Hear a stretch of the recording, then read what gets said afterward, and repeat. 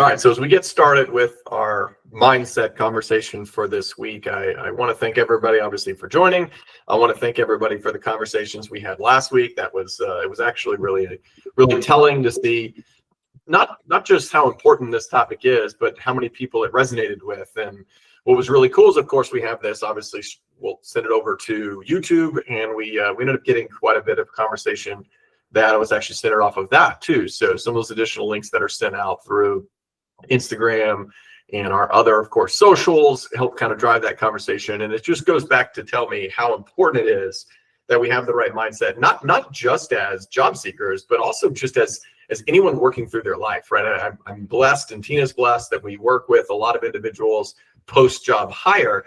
And these same principles that we really walk you through in the program, inside of our membership program, are designed to make you an impact player within your first 90 days and beyond. And those same frameworks that we'll even discuss a little bit today, you'll see there's a central theme that if you pull on that thread, right, you'll see that all of this ties together. So there's really three main topics of conversation that we're going to discuss when it comes through your resume. And we'll talk a little bit about some of the basic structural things today, but the most important thing is really about the story, right? And the reason why that's so important is because inside of the training that Tina and I have worked so hard on, we believe that your marketing materials are the unlock stage that allow you to build on your confidence moving into your networking phase, and then from your networking phase into your interview skill phase. The key of how this compounds against itself is you need to first understand that your resume is an extremely important portion of what you do, because it is your first impression. But research shows that over 5,000 or 500,000 different individuals who were interviewed as well as studied and watched of their processes of their resume, only about 8%, right, truly saw an increase based on their formatting. However, 87% of individuals who were selected, the hiring team said it was their story linked to their resume that was the reason why they were hired. That ties also back to personality, right? You know, likable people get hired. That's just the way this goes, right? That means you have to have confidence, and you have to do that through being able to have connection, right? So think about all the way back to your resume and the importance of that, and understand that that means that there are three main things that you want to have set up in your resume so you can have that confidence to do the things we just discussed, okay? And everybody who knows me knows I love things in threes, so you'll see that consistently as we go through this overall conversation today, right? So if you want to think through the three things that we're going to do, is we're going to be in part one, we're going to talk about reframing your identity. Okay, the part two of this would be kind of understanding the dip, and there's a whole article I wrote around emotional dip. I think Linda and I actually had a good conversation about this last week, right? And then how that emotional dip can then come through, and you can reframe that, and your resume can allow you to be able to do that. The third thing is around having a system and a structure so that you can actually truly reutilize your resume as that marketing tool and build in throughout your routine as well as in your foundational training, so that you can be successful with using all the other tools that support that resume and allow you then to, of course, have that success. Okay, so let's jump right in with the idea of reframing your identity through your resume, right? And the key to this for me is I think everyone needs to understand that you are not just your last role. So let me say it again, because I don't want this to get missed on the group. You are not just your last role. Sometimes we spend so much time focusing on what we just did, we forget about the story of how we got to that point and how that role and all the other roles are telling you where you're going. It's more, a resume is more about showing and listing the talents, the skills, the education, the development you've had, moving you towards who you are becoming. The idea here is, if you list anywhere on your manager, I'm gonna do something off of my own, right? When I think through Tina's first time, she ripped my resume apart and really fixed me and made me a better overall resume writer, was a time when I wrote down as an example that I managed retail sales teams. Now, I said big numbers after that and had big pieces there, but just a slight example change here would be, I developed leaders and built systems that can be applied to SaaS growth through managing retail teams. That phrasing alone then allows for all the numbers that happen underneath my resume to unlock a reader, someone who's only scanning my resume for 7 seconds, to understand my way of thinking, right? I wasn't managing people, I was developing leaders, right? I didn't believe in just putting systems and processes in place. No, I was leading people. I helped them build systems and processes that made them better. That's a much different and more powerful way to reframe the identity of who I was. And your resume helps to unlock that. The idea here is that you want to make sure that it's a directional piece of where you're going, not just of where I was. If you think about it, in the way that my resume would have read, I was a district manager, right? It didn't matter how big, it didn't matter what the teams were, it didn't matter the numbers. That's what I was until you reframe it and start speaking like you're a leader, right? And this helps you then understand when the conversation gets started in an interview and they're looking at your materials, right? They're going to reframe the way they ask questions. What is your leadership style? That's a much better question than, well, how do you believe you manage that team? That doesn't set you up for success. But if you're talking about what your leadership style is, that allows you to open up. You can talk about individuals who had success and how they had success through that leadership. It gives you a much broader way of speaking to your skills. The other piece of this, that when you have the right overall reframing of who you are, is it's going to take away some of those very task-heavy bullet points. It's going to be very impact-focused, but it's going to have much future-fit statements inside of it. It's going to eliminate the very generic summaries. This is where AI can get you guys. If you're just utilizing some of the AI tools and you're not thinking through how it relates to you and the personal reasons why these things matter, then if you use very generic summaries, very generic bullet points, then you're going to miss out on those future-oriented storylines that really align with the targets of the company that you're even speaking to. It's going to eliminate your impact statements, your lean-in statements, the uplifting of that conversation where two human beings actually build value within the conversation. That is a massive miss for most job seekers. And I understand it's simple because as we move to the second step, this is why this happens. And that is because in step 2 here, you understand the dip. This is hard. This is a slog, right? I saw someone on LinkedIn last week that was celebrating the fact they reached their 1,000th application. That is a lot of applications, right? And as much as I love a good system, and they probably have a very good system and able to get those resumes out there, that's not what we're trying to do, right? We want to be precise. We want to be we want to put in the work, of course, right? But we want to make sure that we're doing it with the right mentality when we push through. Because if we're not, we're going to start to see that enthusiasm start to slip. Because all of those applications equal a lot of no's, and those no's will build up on us. And whether we want to admit this or not, no matter how mentally tough we are, right, over time, no's start to wear us down. And we have to understand that if we're not applying to the right jobs, right, if we don't have the right job in mind, if we haven't filled out and anchored ourselves, anchor your decision in what you're doing in your search and your strategy, then you're going to find yourself taking on no's that are messing with you mentally that you don't really need. They weren't the right job for you. They weren't the right fit for you. They weren't the right salary. I could keep going and going and going in that statement.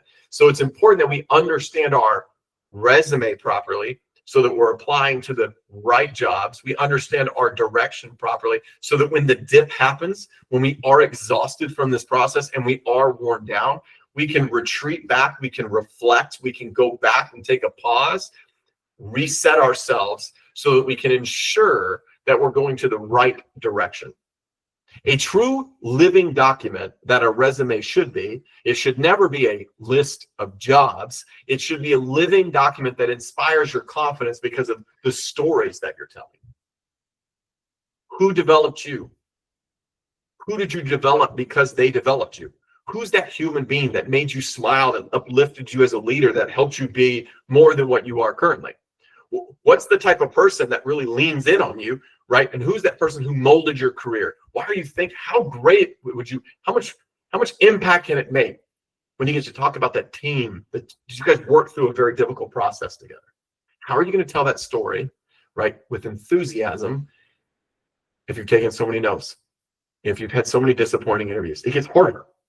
So the key here is to have a good, strong foundational document that is a living document that evolves based on the roles, but doesn't change who you are, what you are, and where you're going. You can take all three of those things I just said and apply them to any company, any team, and really build a relationship within that company very quickly. The key is use the resume and make sure that that resume really truly does reflect where you're wanting to go and who you're becoming in your next role. So when you get frozen, you have to be able to have the solution framework to understand that it's really applying this next one to the next possible job. But if you're not excited about that job, you see the connection where we start to lose it. If it's just another application, it's just another one thrown through the wheel, then it's hard to build that really strong talking point off of the marketing materials in the next role, right? Now, I know some folks, look, part of your strategy is going to be blind apply. And for those of you who are not a part of our program, we believe that is the common way to go in, and you might need to do 10 or 15 or 20 applications a week, right? And I get it.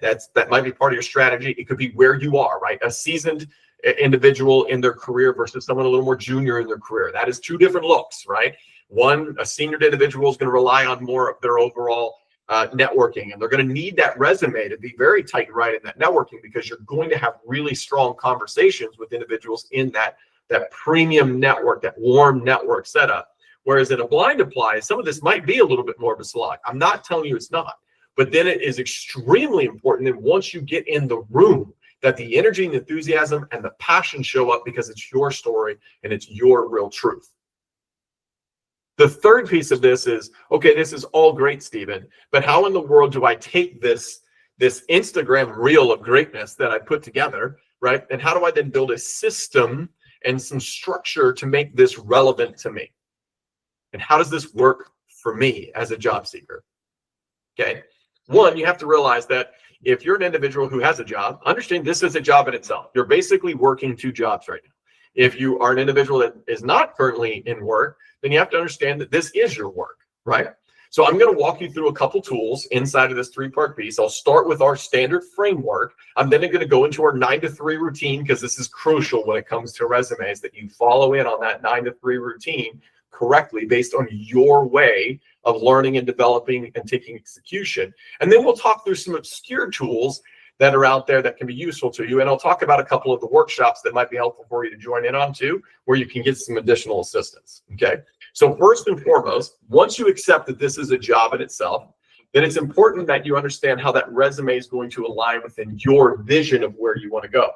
So, and if you don't have that clear for you, then I highly recommend you spend some time there. If you need help, right, myself or Tina will be more than happy to sit with you and walk through this with you. Reach out to us through Coaching Connect, or of course, for those of you who have our numbers, reach out to us and we'll make sure you can get some time. If you know you want some time, you can obviously go into the store and book that time as you need it, and we will build out a very clean strategy for each and every single one of you to ensure that the story fits, that the resume flows inside of that store, and then that's going to help you inside of your networking strategy. That's a very key point of this whole piece, right?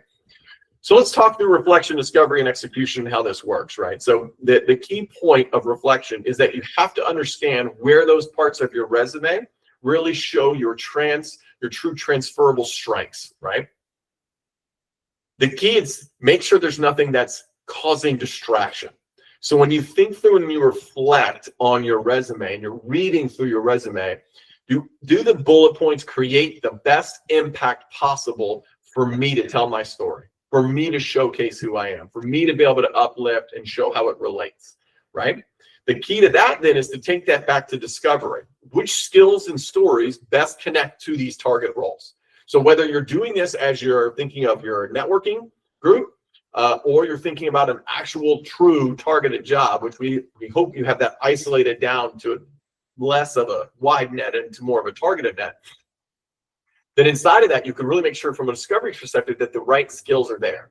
The other thing that's great about this is in a moment when you start to see, ooh, I need a certification, I need some assistance. That's where you can, of course, go and understand if I add these pieces in, or, ooh, I need to talk to somebody that's going to be able to help me, point me in this direction, understanding this industry bit of knowledge or a structural component of how to make this work in the new world of, say, marketing. Then you go add that person and you find those people out of your network and add that to your warm networking list. Do you see here how important the overall framework of your resume, and if that confidence is there, then you can go collect all these answers. And then when you walk in the room, you can tell authentically with names and stories, development of yourself, of how this all came together, an accumulation of where you're going. The final part of this is to make sure that the bullet points, the summaries, and the sections, all of it, all of those lines, all of that, we like to call it the real estate, right? Really, truly do show how this advanced towards the story of your future inside of that next company. It should become easy for you to use this. You could have 6 interviews in one day, and the stories, the bullet points should all be able to easily roll into each one of those companies in this clean, simple framework, because they're a rinse, wash, repeat of your core identity moments inside of your career. It should all flow simplistically through a development of you as an individual. Even if you're brand new and you're a little more junior in your career, or maybe you're pivoting into a new career, those transferable skills are the conversation. So whether you're just coming out of college, or again, shifting from one industry to another, or one skill set to another, there are core foundational principles that made you successful that transfer over. That's how these bullet points should read. There were core individuals that led you to this point. There are core mentors, executive coaches, leaders that led you to this point. And those stories show off how you are, how you're a teammate, show off and give representations of how you are a leader, shows how your ability to educate yourself is and how you're a self-starter. All of those small tactical moments lead into who you are as an individual. So the key to this, once you have that framework of reflection, discovery, and execution, is then, okay, how do I put this into my routine? And that's the 9 to 3 concept, right? If you're a person who likes to be in the morning, you should tailor your resume and be creative in the morning. That's a better way to do that. If that's your moment, you should set that up. If again, research is an area that you need to do a little more work on, then do that in the morning if that's the way your mind works, right? You want to then update your summaries and things of that place in the morning. If it's all the creativity part is hard for you, and you're more of a relational person, then all that should be done in the morning. So when you build your schedule out, you want to make sure your resumes your tailors are done in the morning. You want to make sure your role fits are done, your research is done, and then you want to do any of the updates that you can possibly do on any of the socials, any of your own summaries inside your resume. You want all that creativity to be done in the morning when you are at your best, okay?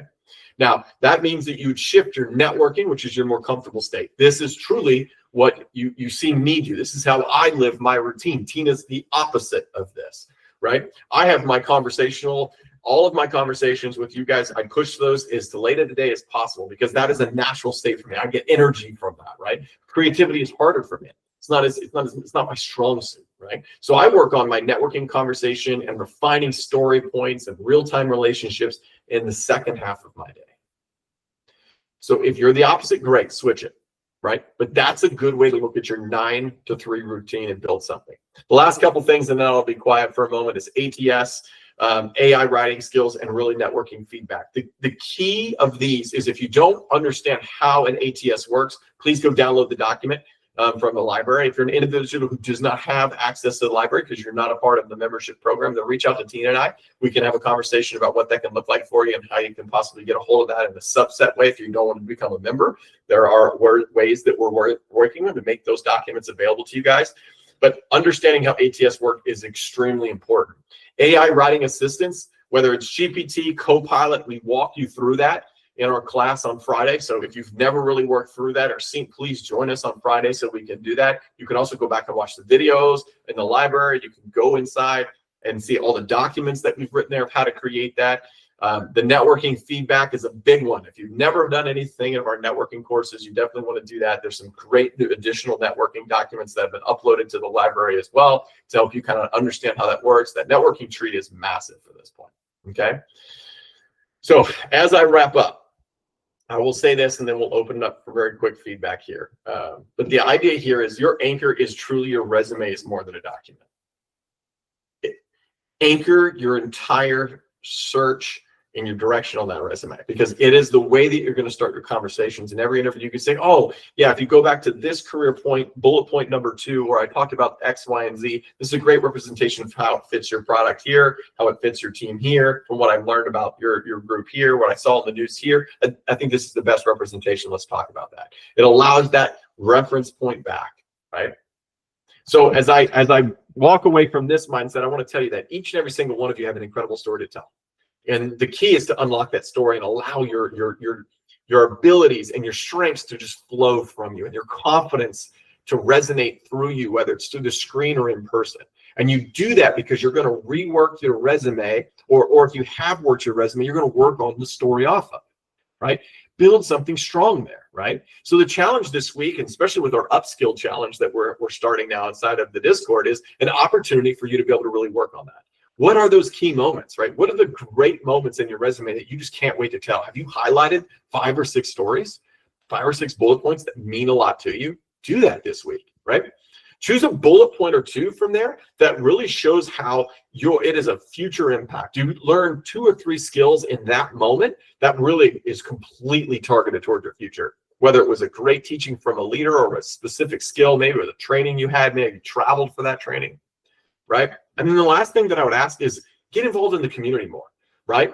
Ask questions. I posted this morning about putting your resume out there and asking questions. This is such a crucial point, guys. Send it to Tina and I. Load us up. Blow us up with your resumes, right? And we can give you some tangible advice, or at the very least say, hey, look, we really think you need a session. No matter what it is, we want to make sure we get this right so that there's no mistakes on this. This is extremely important, right? So as I close, I say this. I can't promise you when you're going to find your next job. I can't do that. But I can promise you that if you learn how to communicate your story, this process, which is a grueling one, will become easier. If you're proud of your story and you're proud of who you are, and because of the things that you've accomplished, but because of the people that you've interacted with, then this story becomes much more powerful.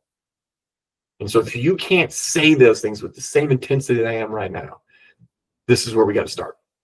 We got to make sure we have this down, because it's really difficult to do networking or interview with strength if you're not really proud of who you are, what you've done, and who you've helped, and where you're going. That'll be the miss. Cool. All right. I know I ran it a little late on this one, guys, but this was an important one. So what questions do you guys have, and how can I help?